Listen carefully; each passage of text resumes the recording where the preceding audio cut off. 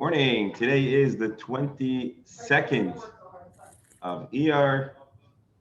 No, it's the 21st. Mark, help me out over here. Today we are the 21st. I'm sorry, the 21st of ER. We're just getting the day of our lives, and it's the 3rd of April, Monday, and we are still learning the entire Shas. 3rd of May. I'm sorry, May. Oh, you see, Okay. You see, I gained a day in the Hebrew calendar, but I lost a month in the English. So, all right, it's already May. Baruch Hashem. And we're studying the whole Talmud, the whole Shas. We're now learning Masechet Shabbat, and we are no longer in the 3rd chapter. We're now in the 4th chapter of the Masechta. The name of the chapter, Bamet Toimnin, indicates that the primary subject is going to be about permissible and prohibited substances of hatmana, insulating food to preserve its warmth on Shabbos, and other related discussions. Of course, as we've already discovered, as is typical of the entirety of the Gemara is not afraid to introduce related matters, subjects, or things that come up by virtue of the primary conversation. So what happened yesterday, and we're going to continue today, is we spoke of a certain kind of soft, squishy material, muchin, or something, muchin, however we pronounced it, soft material, and we now understand that it's primarily used in the formation of bedding. Either, I thought maybe these pieces of soft material could be put together as a quilt of sort, but from yesterday's Gemara, it's evident that it's being used, or it is used, to create a padding, a stuffing for pillows and cushions. And that was the discussion. So there was 2 discussions. Can you use it to insulate? And the Gemara says yes, so long as it's dry. But our Gemara then wanted to know, what's the deal? Is it muktzah?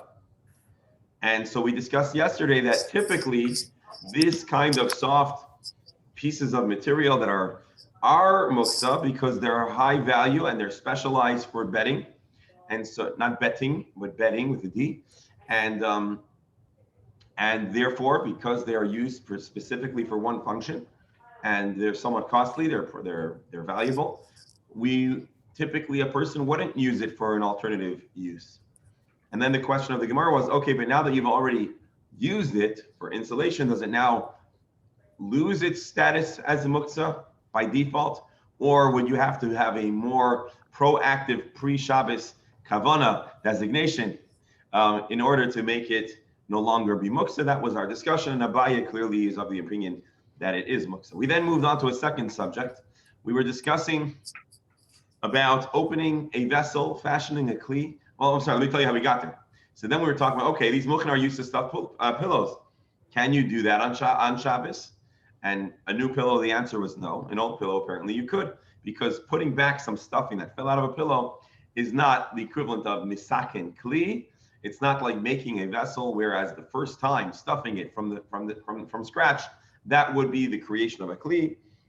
And there are problems with making a kli on Shabbos. Some of the Rishonim, the commentaries, have a nuanced debate about the exact nature of that restriction. Is it the creation of a kli? Is it makeh b'patish? Makeh b'patish, again, was that final smack of the hammer that made that utensil whole. And so is putting in the final piece of stuffing into your pillow make the pillow now functional as a pillow or a cushion? But regardless of the exact nature of the reason, that was the distinction was new pillows, no, old pillows, okay. And then from there, we moved on to talk about opening a garment, the neck of a shirt. And we also drew a similar distinction. We mentioned it anyways, because it was the same braita that talks about the pillow. And it talks about how there's a difference between opening the neck to wear it after having given it to a launderer or to the dry cleaners, and opening the neck for the first time to be a functional garment. As we know, most human beings have heads, and therefore, if you're going to wear a garment, there's going to need to be a degree of accommodation for that head. And so human beings have evolved to create holes in their clothing where we let the face and the head go through, and that is a necessary component of a garment. And so creating that space for the head can be the final act of making the vessel functional, as opposed to maybe opening it up after laundering would not be the case. And then, of course, we discussed yesterday, not the Gemara, we discussed that we're probably not talking about buttons or zippers or Velcro, which is really meant to be done and undone constantly. We're talking about something that was a little bit more permanent, but not permanent enough to really be considered totally opening the vessel. So that was the bulk of yesterday's, or that was the crux of yesterday's discussion. We then, in the final moments, and we'll share the screen and continue the Gemara, we drew another distinction between opening the neck of a shirt, which makes it a keli, and chopping open a barrel on Shabbos, which is permissible. And Rashi's understanding of the Gemara and the way we explained it yesterday, the primary way we explained it yesterday, is there is a distinction between opening up or cutting through the material itself by tearing the material apart. You're now creating a new hole, and a barrel or a keg or however that wine was being stored, where the covering was a secondary covering, it's not part of the vessel. And so opening it up was not making a new vessel, you were simply removing the top. And that, again, as some of us pointed out, is likely why we have no problem unscrewing a Coke, or I shouldn't say Coke, any bottle, because the plastic cap on top of the bottle, even if you're making a new tear, is an additional item to the bottle. The bottle was a keli, was a vessel prior to the removal of the cap. Possibly different would be certain kinds of cans, and without discussing the whole subject at length, that was what we brought up yesterday. I will share with you, and you know what? I have to confess, I haven't re-examined the sugya myself. So what I'm telling you is not necessarily born out of a deep investigation. Yes. But I do know that when I was in yeshiva, we were advised in the kitchen, because for a year, the Bachrim would be, some of them would be given opportunity to help in the kitchen at certain times, and so at a certain point I was doing that. So they advised us that on Shabbos, if you're going to open a can, puncture a hole in the bottom, and then you can open it, because it's already, the hole in the bottom removes its function as a vessel, and then so when you open up the top, you've already not created a vessel because it's already been deformed. I'm not telling it to you as halachic advice. It's not born out of extensive research, but there are those that do that. I'll tell you that much. I thought if you punch a hole in the bottom, you're making a clear. You were supposed to go punch them simultaneously, one on each side. Oh, so that's actually so correct. I didn't want to get that specific, but actually the practice was there to make two simultaneous punctures on both sides, so that neither side would be the start of an opening that would create a clear. I'm not telling you what to do. This, again, is not born out of extensive halachic research. God willing, maybe in the course of our learning, we'll have the opportunity to do that. But there you have. That's our long preamble. Any comments or questions before we continue our journey through Shas? I have this image of the oil from the tuna can coming out of the bottom. So now that you do it on the top, only half of it comes out. Actually, if I puncture the top and the bottom, I think you're making it more likely that, right? If you only punch in one side, less would come out. Like, there's no back. Yeah. But what I will tell you, the yeshiva, at least the yeshiva that I was in, the tuna came in water, not in oil. So the water was dripping. But were there any issues with opening things that have labels and that you're cutting across the lettering of kosher la Pesach, and you're cutting? That is certainly a matter for consideration, and yeah, that was certainly something. I have to share one last here as we share the screen. You maybe you've heard this from this gentleman. This member of the shul, and he was traveling abroad, and I believe it was Latvia, and I connected him with the Chabad in Latvia, so he had a Shabbos dinner there, and you may have heard this from him. And he's driving, and he's thinking, oh yeah, I should really bring something to the rabbi's house. They bought flowers, but he was thinking that maybe some Chabad rabbis say l'chaim. I don't know where he got that from, but it does happen in some places. And so he's driving all over town looking for a liquor store. And finally he finds a liquor store, and it was a whole schlep, and he goes inside, and they have all of the local, vodkas and whatever. And then he's in another room, a big vault. And he asked what's in there, and they said, oh, this is the really good stuff. So they open it up, and there's like a few bottles of Black Label and Double Black and some American. So he tells them, I'll take one of the Double Blacks, and he's very excited that even in Gullus he found a familiar bottle that he knows the rabbi is going to drink. And he schleps, and he finally arrives to the rabbi's house after almost a whole day trek just to get this fresh thunk in a bottle. And he brings it to the table, and everyone's all excited. They're oohing and eyeing. They open the box, And the rabbi says, thank you so much, but unfortunately, we cannot open this bottle because to open the cap would necessitate breaking the letters. And so this gentleman thought the rabbi found a clever way to keep a nice, expensive, precious bottle of double black. I think he was just being very firm. What I would have done is just puncture the top of the bottle cap, and you have to finish it that night. All right. Now let's share the screen.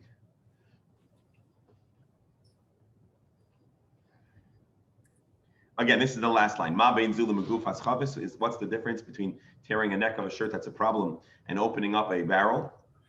Ze chibur v'ze einay chibur. The distinction is one is two materials that are connected. This material, and the other is not truly connected. That's how Rashi explains it. And I read to you. I think I read to you from other Rishonim, other commentaries who say that the distinction is, as I shared with you verbally, one is with a shirt.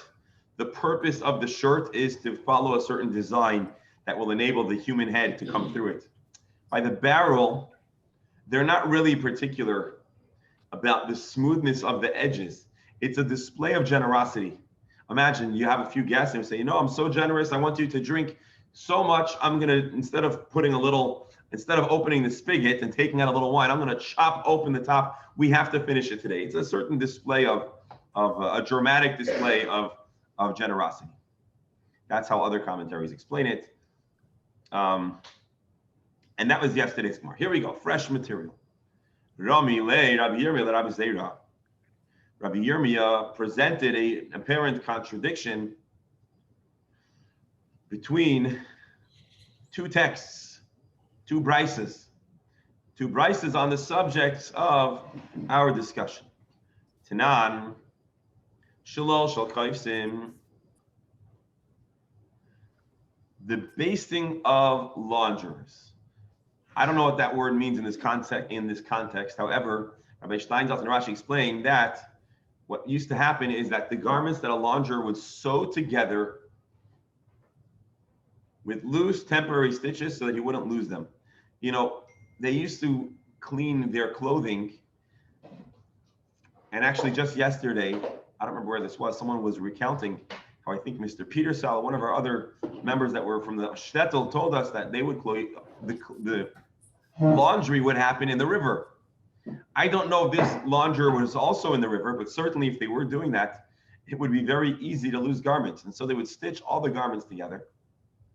And this way, none of them would be lost. So you have all these garments that are stitched together loosely and temporarily. In other words, it's not a new garment, but it was done for that purpose. Vishal sheles shel maftechos, a ring of keys. Ve'habeged shu tafor bikilayin, and a garment that has been stitched together with shatnez. We'll see Rashi for more explanation. Chibur latuma, they are considered connected. We're going to see Rashi for the elaboration as well, for the purposes of impurity, meaning if an impure item touches one edge of a garment, the entire garment becomes impure. Well, here, all the garments would become impure. Or perhaps all the keys would become impure. Or even these garments that are stitched in a way that's really not ideal for a Jewish person. They all are considered impure. Unless they had begun to undo the stitches. Alma, what we see here is even not at the time that they need to be stuck together, it's still considered a connection. We're going to read Rashi and have more understanding what this text and what the inference is. Here we go. Shlal shel kaifsim, this stitching, this big, what do you call like a lot of clothing? You have a school of fish, bundle, a flock of birds, a bundle. Okay, that's boring. But maybe Rabbi Steinsaltz calls it a basting. I don't know what that means. Okay, a bundle of clothing. Darkam lishlal habgadim zeh im zeh. The tradition, the manner was that they would be stitched together. The smaller garments with the bigger garments, that way they would all not be lost. Maybe today you'd use a laundry bag. But in those days, they didn't have a laundry bag, so they would literally stitch the garments together. Ubeged shetafra b'kilayim, a garment stitched with kilayim. What does it mean? Ve'en shtei chatichos shel beged tzemer. You have two woolen garments, or two pieces of material. Shetafru b'chut shel pishtan, and they were stitched together with linen. Devadai soifei likara liparez amizem mishum iser kilayim. Obviously, in a Jewish society and an observant person, if they were to stitch two pieces of material together with a prohibited material, it's obvious that the long-term goal is not to have this stuck together. It may have been a temporary act. And the same, of course, when you stitched all those garments together, of course, they're going to be detached, because you don't like wear your shirt with like a pair of pants and some undergarments hanging on it, right? So obviously you're going to detach this pile of clothing. Nonetheless, for the purposes of the laws of impurity, they are considered entirely one unit. Sheena, I didn't get the chance to do the yes. Is it really little? Very little. Therefore, the impurity is conveyed across the entire bundle of clothing, or the keys, or these two materials. Until you begin to untie it. The maseh moitzi miad maseh. An act has the ability to undo a prior act. So, doctor, I would say, although this is not explicit, but we like to contrast kavana. Here, kavana alone, intention alone, is insufficient. Because when it comes to what's in our mind, the garments obviously are going to be separated. The items are going to be separated. But here, there needs to be a masa. There has to be an actual act. And therefore, only when they began to untach or unstitch, then with an action, they've made the declaration is with their action. Action speaks louder than words, but certainly louder than kavana. Kavana is only heard to oneself. For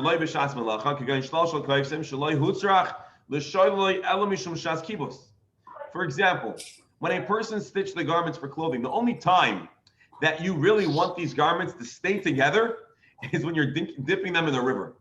Because if you lose the garments, you're in trouble. But once you're done cleaning the garments, they may be technically stitched together, but there's no value in them being stuck together. Nonetheless, they continue to remain connected. So again, this is only the first half of the contradiction. So let me recap. And one, Rabbi Yirmiyah says, Rabbi Zera, I got a problem. I learned the Mishnah. The Mishnah talks about different kinds of items that are stuck together and ultimately going to be detached because they have no purpose, lumped together, stitched together.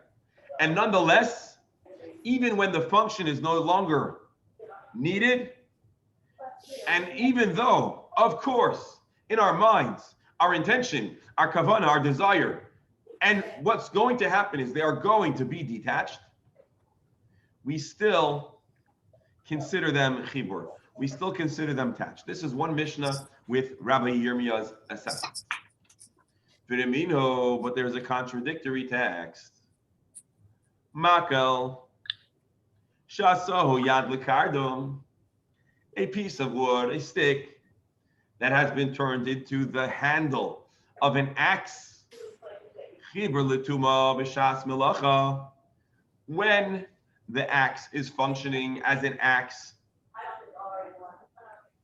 they are considered attached. Shas melacha in, when it's being used, it is considered attached. Shaloi b'shas melacha loy. But when it's not during its function, it is not considered attached. So we have to establish something that is not clear to you and I because we don't always converse in Mishnaic Hebrew.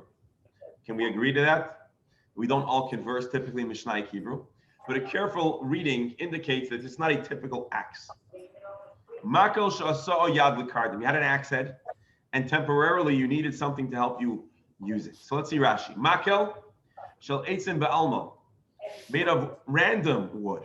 There's a distinction between an axe handle and a random stick that was temporarily used for an axe. And so that's where us not reading Mishnah Hebrew to us, This just sounds like a regular axe, but a careful reading, which Rashi is doing for us, makes it clear that this is not a long-term arrangement. It wasn't professionally and fully fused the way a handle would be attached to an axe. And what's the halacha? While it's being used, it's considered one item, even though it's not a conventional and typical axe. But once you're done using this piece of wood for the hand with this axe blade, it's not considered attached. Alma, I'm sorry. Shaloi b'shas melacha loy. So is a temporary arrangement for a specific function only considered connected in the moment of that arrangement, like the launderer or whatever, or is it until you literally undo it? Let's see Rashi. Chibur b'shas melacha. V'af al pi de be'anfei nafshei pshutei kli eitz lemikabel tuma hacha beis yadhu v'nisra bo yadis l'chadar. So although typically a plain stick of wood would be very unsusceptible to impurity, now that it's being employed, for an axe, does it become impure? And the answer is only when it's actually being used. So let's read Rabbi Steinsaltz's extra words. If the axe comes into contact with a source of ritual impurity, only when the axe is actually in use, it's considered connected. But when the axe is not in use, it's not considered connected.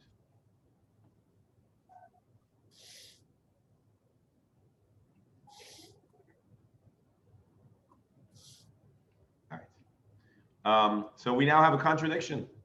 Is a temporary connection considered a connection always until you actually begin to undo it? Or is it considered connected only in the moment of its function? Again, probably not a question we've ever had to ponder, because this is very much a halachic purity and impurity kind of perspective, but let's see how the Gemara answers. Amar lei, Rab Zera responds to Rab Yirmiyah's query, to Rab Yirmiyah's apparent contradiction. Hasam, Shaloi b'shas melacha adam asay lezarke lebein ha'etzim. When it comes to an axe, usually as soon as the act of chopping or whatever is done, they immediately put the wood back in the stack of wood. And therefore, it's much less connected. It's only in the moment. Hacha, shaloi b'shas melacha nichalei, imitanfei hadar mechaverlo. But when it comes to garments of clothing, there remains value of keeping those garments together. Now, this is a little bit of a stretch to me. Simply, he says, what if you did the laundry, but then your visiting grandson knocked over, I'm trying to think, a bottle of oil on your clothing? And especially if it's, what's it called, or some other kinds of grease they get on this clothing. Or a very realistic scenario is that my 2-year-old daughter got her hands on a chocolate bar she wasn't supposed to. It melted on her hands and she decides to touch everything, which is entirely normal for a 2-year-old. But you might want to clean those clothing. So as long as the garments remain connected, it'll be that much easier to re-launder them should the necessity arise. The imitanfi, if they become dirty again, they would then clean them again. They'd whiten them again. Rabbi, yes. What happens if the man takes that stick and puts it into the axe and hacks off, let's say, a leg of a dead animal? Is the stick?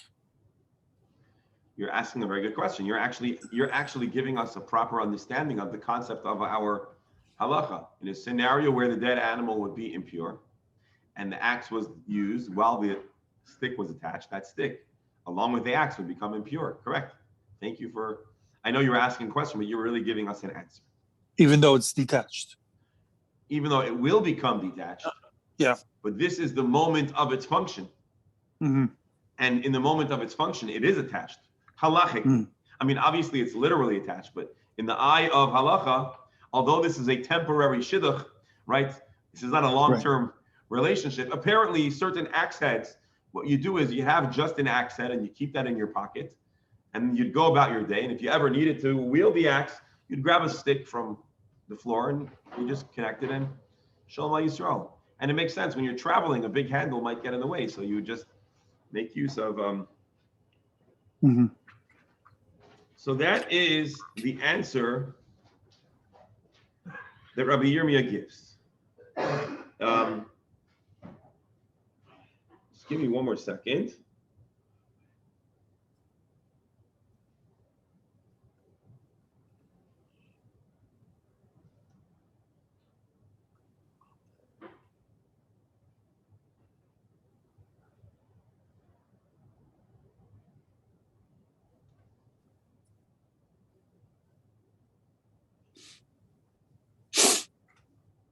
Because interestingly, again, I'm not sure where this is from. Actually, I do know where it's from. Hang on one second.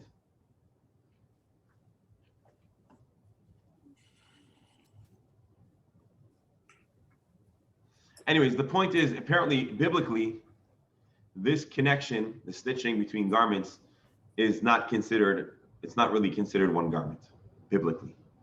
Rabbinically, it's considered an attachment out of an abundance of chumrah, of caution. But therefore, there's this distinction that as soon as with an action, you're showing you want to detach it, or maybe under certain contexts, even before that, because you're for sure going to detach it, therefore it's not considered connected.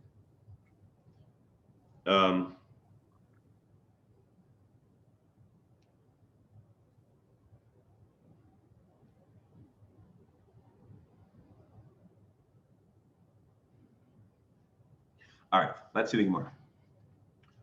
The surah in this famous Babylonian Iraqi city of Surah, Masnul al-Hashmata, Mishmeid Rav Chisda, this above.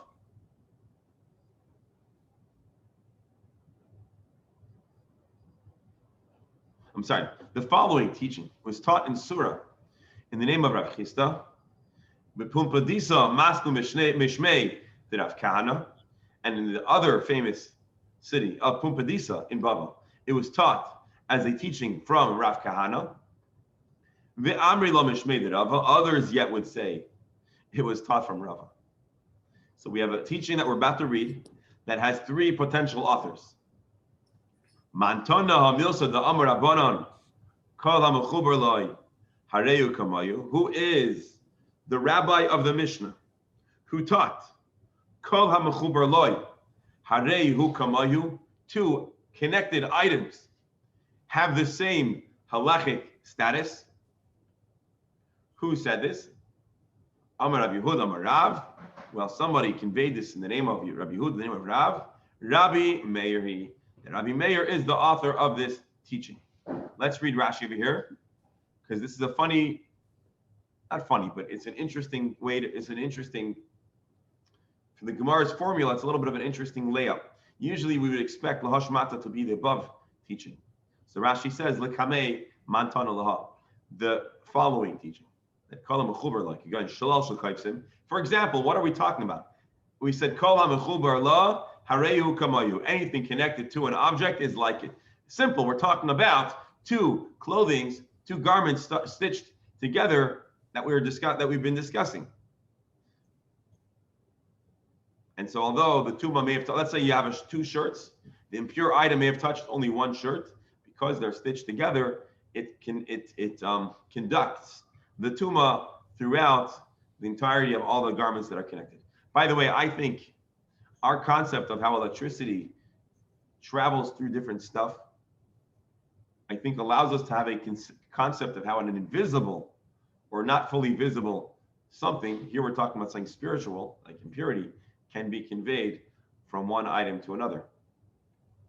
V'lav chibur hu have tar. Had they not be considered connected, they would be entirely pure. All right. It's Rabbi Meir. The Tanan, where do we see that Rabbi Meir is the one who tells us that we take even temporary connections very seriously? Two items fused, attached, stitched together are halachically significant. Rabbi Meir, who taught as follows. He said like this: Beis hapach We're going to lean heavily on Rabbi Steinsaltz here. Beis hapach, the receptacle for the cruse of oil.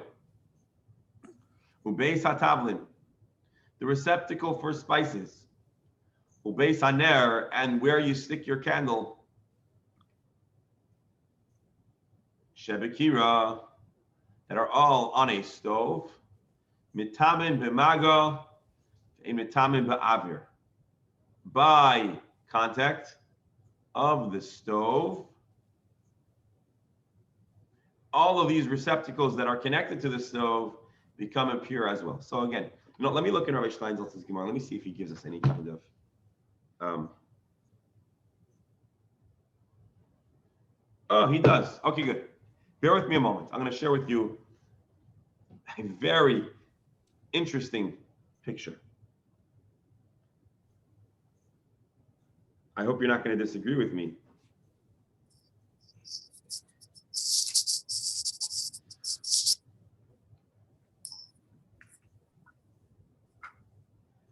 Hang on.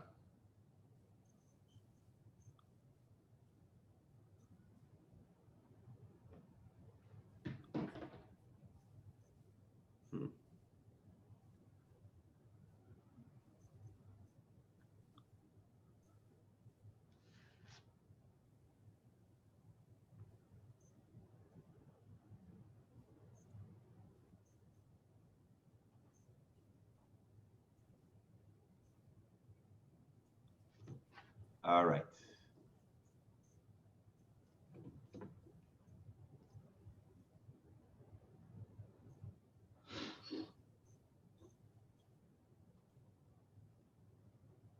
Just need to download the picture. All right, here we go. This, according to Rabbi Steinsaltz, and I trust him, is a stove found at Masada.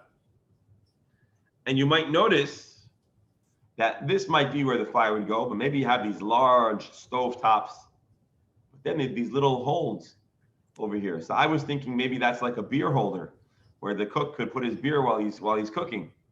But apparently archaeologists determined that's not the case. And apparently that would be where you put your spices and your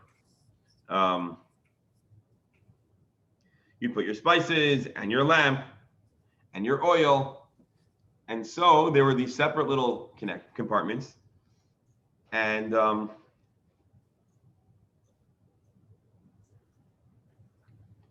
Gemara is telling us, just back to our Gemara, the Gemara is telling us that they all become impure, or they share the impurity. Let's see Rashi. Beis hapach, beis hatal, beis haner, all of these attachments. Kira zu mitaltelasi. So to understand that, Rashi is actually explaining that this situation is a little bit different than the image we had from Masada. This is a portable stove, and we would attach to it little additional earthenware spaces where they would hold the oil and other items. Excuse me.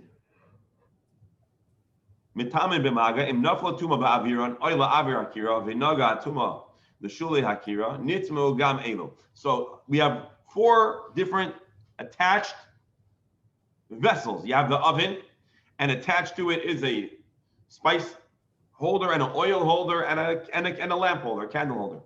So if one is touched, all of the associated connected attachments all become impure too. Nitmu gam elu.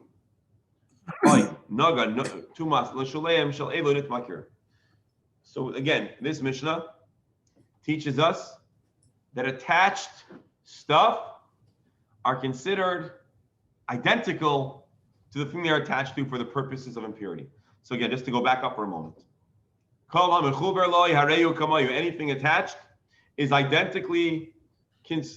the identical Jewish law of impurity. And here we have it, a stove with different attachments, and they are all impure. Divrei Rabbi Meir, this is the viewpoint of Rabbi Meir. Rabbi Shimon Rabbi Shimon disagrees. Rabbi Shimon says it is pure. Only the oven would be impure, but its attachments would not be considered impure. So again, just to recap over here, it's a little bit of it's not a hard Gemara, but it's different than our typical things we typically consider. The Gemara wants to know who considers stuff that's attached halachically 1 unit. The Gemara answers, it's Rabbi Meir.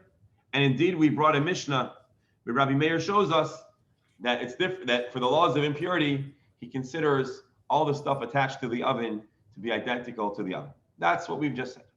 Rabbi Shimon disagrees. But I just want to make a point before we go on. We just celebrated Lag BaOmer, and Lag BaOmer, of course, is the holiday of Rabbi Shimon Bar Yochai. We all, not to rehash the sad news, but the point that I want to make over here is that this is Rabbi Shimon, and he's quoted here with his friend, who they disagree with him a lot, Rabbi Meir, and both of them were students of Rabbi Akiva. And so Lag BaOmer really is the holiday of Rabbi Akiva, right? His students stopped dying, and in Shul we mentioned that the simcha wasn't that Rabbi Akiva's students stopped dying because they all died. So that's not a simcha that they stopped dying. There was really no survivors. The simcha was, I mentioned the Shul, and after I saw this in a writing, I thought I saw it from the Rebbe, but after Shabbos, I saw a blog post from, I think it was Rabbi Goldberg of BRS, and I saw he made the same comments. So I felt very good that I was mechaven to. But I think that's the truth. So the point was, the celebration of Lag BaOmer isn't that Rabbi Akiva's students really stopped dying. It's that even though he lost all the students, he didn't give up hope, and he continued. He went on to find more students and to rebuild out of the pain and the loss. And here we have an example of 2 of those great students, Rabbi Meir and Rabbi Shimon, who dominate much of the dialogue of the Gemara. So just a side note connected to Lag BaOmer. Now the Gemara is going to continue to analyze those opinions. Any comments? I know we've been going along with my talking. Any comments, questions, or observations connected to our Gemara that we've just been reading? I think that if these stoves were outdoors, unknown to the people, guaranteed they were impure. Why? Because you can get a caterpillar who can crawl in while the stove is cold, and nobody would even see it, and then it would get cooked. Fair. That's another segment of Jewish law, which is when the presumptive status of something is that it's pure, or when the presumptive status is that it's impure. You're making a very good point. It's beyond the scope of the Gemara in my present research, but yes, it's a matter that needs to be considered. When can we give something the presumption of purity or impurity? Big topic in the time of the temple, or at the time that Jewish people observed the laws of ritual purity to the extent that they once did. A very, very important observation. Any other, doctor? Just a quick question to show my ignorance, but has to do with shatnez, but related to this. Yes. I thought that when they go, let's say, to the lab to take a look at a suit, usually in the back of the neck, sometimes there's shatnez that's used there, okay? Mm-hmm. And I thought that they could remove that and replace it, and that then they, certify that the suit is shatnez free. Mm-hmm. According to, so that must be wrong, I think. Why? Because it says that once it's connected, it can whatever. Oh, okay, good. I'm glad you're asking that question. That's actually an important question. Yeah. What you're asking basically is what really are we saying when we say that something is connected, is considered connected? Does that mean that they become eternally Right. damned? Are they eternally messed up because they were once connected? Is this a guilt by association that can never be shaken? The garment was once connected. So very good question. Thank you for asking. So here's what we're saying. The laws of ritual impurity, for example, there is a solution. The garment is dunked in the mikvah. And so when we're talking about ritual impurity, what we're saying is 2 garments that were stitched together that came in contact with an animal that conveys impurity, Now, all the garments are impure. It doesn't mean they're perpetually impure. It means they're impure until you purify it. Now, let's say it's an item that can't become purified. For example, maybe an earthenware holder for spices. Well, then that would actually have to be, that would be perpetually impure until you took more extreme action, like maybe you put it back in a kiln, which was a possible way of essentially destroying it and recreating it. When it comes to shatnez, however, shatnez is not ritual impurity. Shatnez, the prohibition is to not have fibers of wool and linen in the same garment. The moment the fibers of wool or linen are removed, then the garment becomes 100% kosher. And so in certain situations, the linen fibers are entirely restricted to the stitching of some of the support places in the neck or the collar of the garment. So then some shatnez labs will be able to remove them in their entirety. Other garments are so utterly interwoven with wool and linen that the shatnez lab will say, you might want to try to see if you could return this or gift it to your best friend who's not Jewish and doesn't observe the laws of shatnez. Because probably many of your friends, what did I say? Yeah. Looking at the stove that you demonstrated, it's hard to tell what is the size of the stove, but nevertheless, it looks like its section for the fuel was very small, and I wonder what they used for the fuel. If it is wood, I doubt that was much wood on the top of Masada. And also, when we read about sieges, we are told that the people in the siege city were lacking water and lacking food, all kinds of things. But I don't think I ever read a mention that they ran out of wood for their stoves. But knowing that they didn't have any coal, I think that wood is the only way to heat food in these kinds of stoves. And I wonder why it's this. I guess I have two questions. I wonder whether there is any way to answer them. Why the section for fuel was so small, and where that they kept getting wood for the stoves, especially during sieges of the town. And why, like when we hear about hunger in the besieged city, we never hear about lack of food. What do we know about this? So I don't know if this is going to be an answer, but a few thoughts that come to mind that I'm going to work reverse. First of all, you're right. In the context of Masada, I don't recall reading about shortages of wood. Something interesting. I know that in the Talmud's account of the siege on Jerusalem, we are told that they had 3 storehouses, right? Oil, grain, and wood, and they were destroyed, and there was a crisis when the Jewish people, the residents of Jerusalem, ran out of wood. So I believe there is such a reference in the context of Jerusalem. It's interesting that it's not of Masada. That's thought number 1. Thought number 2, Masada wasn't created by the rebels. Masada was built by Herod 100, 200 years prior, and it was actually one of his fortresses and palaces, I believe, I remember seeing. So it's possible, and again, I'm not saying this with any authority, certainly not in the space of archaeology and reconstructing Jewish history, but it is possible that some of the archaeological finds that we are discovering on Masada were not initially based by design and based on the needs of the rebels, or whatever you want to call them, the martyrs on Masada. It may have been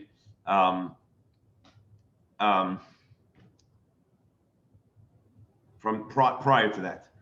Third thought, which is not necessarily directly related to what you said, is that I'm not certain this oven is identical with what we are describing in our Gemara. Certainly not the way Rashi sees it. However, it is very interesting to visualize something that's well over 2,000 years old that has a similar concept. As far as the size of this hole for the fuel, I'm not certain that's so small. I can't really tell based on the picture, but I simply don't know. And then I don't know what this hole is. But I imagine this is for the fuel and this is where the pots were placed. I would never have assumed that this would not be another stove, smaller attachment. Listen to us, our concept of stoves, we expect larger and smaller burners. So to me, I would have just said, okay, this is a luxury 5-burner stove from Masada. But I guess they know more than my uneducated glance at a picture. So that is that. As far as wood on Masada, it's possible they ran out. It's possible that they had very, very extensive, storehouses of stuff. I guess fortresses, maybe prior to the siege, they must have known there's going to be trouble. So maybe they had been stocked up. But I don't know. It's certainly interesting to consider. And thank you for sharing those questions. It's certainly interesting and thought-provoking. So that is that. Let's just go a little further in the Gemara. Bishleim Rabbi Shimon.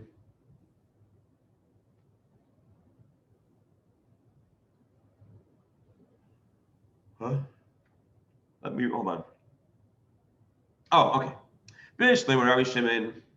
Rabbi Shimon, who's the one who says that these add-on utensils attached to the stove are pure. He is of the opinion that just because they are attached to or next to the stove, it's not part of the essential stove. Again, according to the Masada picture, it looks like they are built into the actual utensil, which would make this Gemara harder to understand.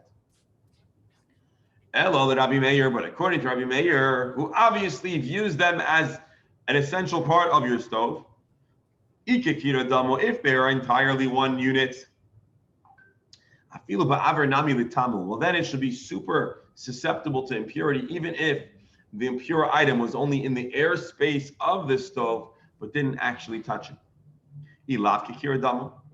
And if it is not really identical, the stove and these attachments,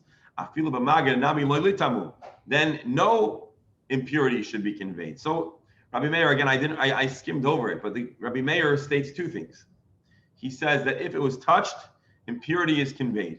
But just having something in the airspace of the oven is not sufficient to extend the impurity to all of the attachments. So we want to understand, why is Rabbi Meir hedging? Either they are entirely one unit or they are not. So the Gemara answers no. In truth, Rabbi Meir too agrees that these attachments, the attachment for the oil, the attachment for the lamp, the attachment for the spices, they are not really part of the oven. And the rabbis were the one who made a gzeira that said, listen, in order that we should, why would they make this gzeira? They said, ultimately, although maybe conceptually it's two different functions, because they are close and they're connected, let's consider it connected to avoid confusion or something to that effect. So the Gemara says, okay, if you're creating a new rabbinic status, that these attachments are attached, well, then why don't you just say, make it connected all the way? Why are you why are we making essentially two contradictory halachot about purity? That it is connected if it touches impurity, but if it's only has in its airspace, it's not connected. So the Gemara answers, and by the way, this is a common answer. You probably knew this was coming, but the Gemara has to say it explicitly. Avadu b'hurabanan hakera ki heichi de'le'asu le'misraf aleo truma v'kach.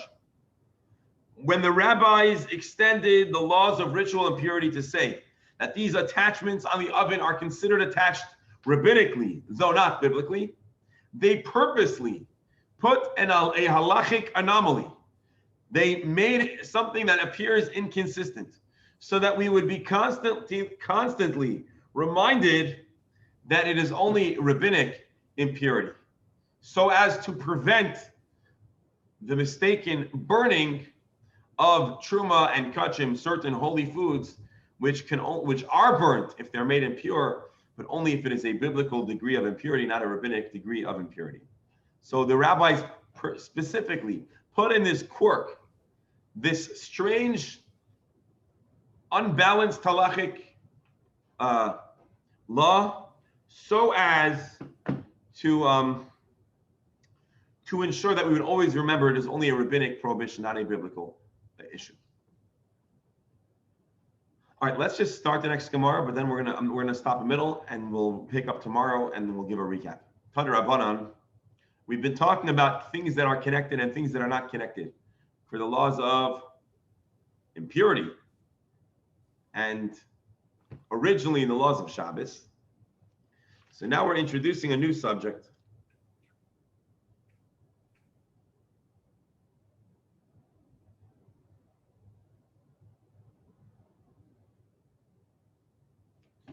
The subject of, I'm sorry, not an entirely new subject, a new item that we're going to be analyzing. Tana Rabbanan, Masporet Shel Prakim, a scissor that has different parts to it. Now, I don't know what scissors look like in the ancient world. I think our modern day scissors are always made of parts.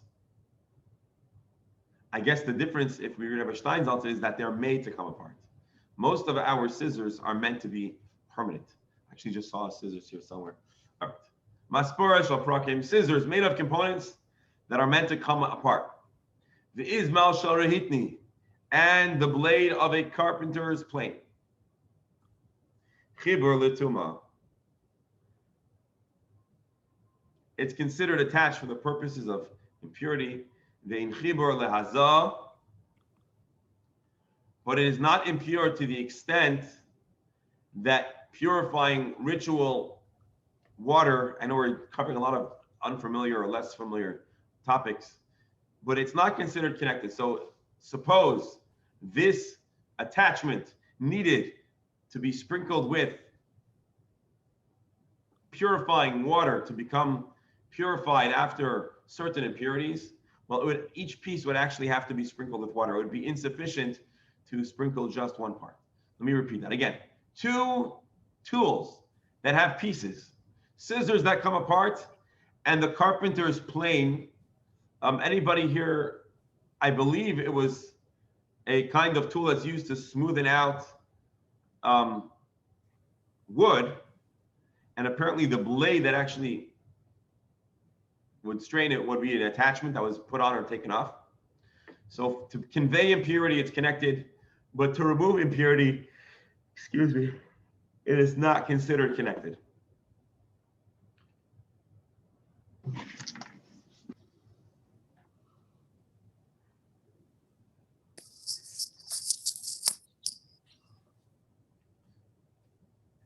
The Gemara asks, either it's connected or it's not. You tell me on one hand it's connected, it's considered one unit. On the other hand, it's not considered one unit. And so the Gemara is now going to revisit some of the discussions we had today about attachments and biblical and rabbinic and the like. Let's do a fast recap of today's Gemara. Admittedly, today's Gemara took a slightly different kind of turn than some of the previous Gemaras. We talked a good bit about ritual purity and impurity, but we started off easy enough, continuing the discussion of items that are connected, attached, open, closed. And we now talked about a series of items that were attached for functional purposes. When you laundered garments, they'd be stitched together, or certain times that keys were put together, or pieces of material that were stitched together that became kilayim. They're considered attached for the laws of impurity until you actually started detaching them. So again, we're talking about the laws of purity and impurity, not something that we practice today, but the Gemara wants to understand, are they considered one item or two? And we say that they are considered connected. We have an apparent contradiction because when it comes to an axe, we're taught that the piece of wood is not considered attached as soon as it is no longer being used. So why, when it comes to the garments, they're considered attached throughout and the axe not? So the Gemara answers simply, with the axe handle, it's a disposable axe handle. It's immediately removed, and there's no association between the axe and the handle beyond the moment that it's being used. Whereas by the garments, there's value to having them stuck together. If you need to re-launder them, you can do it with ease. And then the Gemara went on to talk about another subject. What was the subject? The subject of that, things that are attached are considered one. Just like we read above here, the garments are stitched together, they're considered one. Well, there was a whole discussion how we know it and whose opinion it was. And whoever the author, we know that the person in the Mishnah who believed that attachments are considered one was Rabbi Meir, who commented about an oven with different attachments. And he said those attachments are considered connected for the purpose of conveying ritual impurity. Rabbi Shimon does not agree. Why does Rabbi Shimon say that the impurity is not conveyed? Because they're not connected. But according to Rabbi Meir, why is he inconsistent? He applies one law of impurity to all, and another law he says does not extend. And the Gemara answers because the fact that the stove with its attachments are considered one was only a rabbinic enactment, not biblical, and therefore they created this halachic anomaly to remind us that it was only a rabbinic practice. And this, by the way, as strange as it sounds, is fairly common. Many instances where the rabbis created additional restrictions, they would wire it to be somewhat atypical so that we would always remember that it is rabbinic and not biblical. Lastly, we began a discussion about scissors and other tools that are made of different parts. While they are attached, they can pick up impurity, but to become ritually pure, each part would need to have its own purification process. Tomorrow's Gemara is going to continue talking a little bit about the theory of things that are connected, things that are detached in different halachic applications. My dear friends, as much as the laws of impurity sound a little bit unfamiliar and maybe forces us to stretch our imagination a little bit, 2 points. First of all, it helps us. It actually has a strong assistance. If we'll ever become more interested in archaeology, we know that a lot of what we find in Israel and a lot of the people who live there were highly concerned about this. That's as far as the academic contribution of today's Gemara, beyond the value of studying Torah, which is more valuable than anything. But also, with God's help, when Mashiach will come, the Jewish people will resume practicing the laws of impurity and purity, and we will all have a head start by virtue of our studies today. May it be speedily in our days. Thank you all for joining us. I realize I started and then I forgot to, so let's do it now. And as soon as I finish this announcement, we will invite you to end the link and then rejoin to study Chumash. But I didn't say the names that we're dedicating our learning. And so let me just mention them now. We dedicate our learning for the speedy healing of Chaim ben Victoria, David Malka, Esther Bas Simcha, Mazel Bas Esther, Michal ben Esther, Yeshua for Yosef and Flora, a speedy healing for all of those who are still in need in association with the terrible events of Lag BaOmer in Meron. And we're mentioning the neshama of David ben Avram, an individual who passed away on Friday, and a member of our community, they're now sitting Shiva in their house. And we should also mention Litman Eliezer ben, hold on, let me just get the exact name. Litman Shloime ben Arya Yaakov, that's Larry, who many of the community assisted in arranging the funeral. We'll mention his name as well. His neshama should have an aliyah. Thank you all so much for being here now, and look forward to seeing everybody tomorrow. Gesundheit and freilich Heit. Shkoyach. Thank you. Go ahead.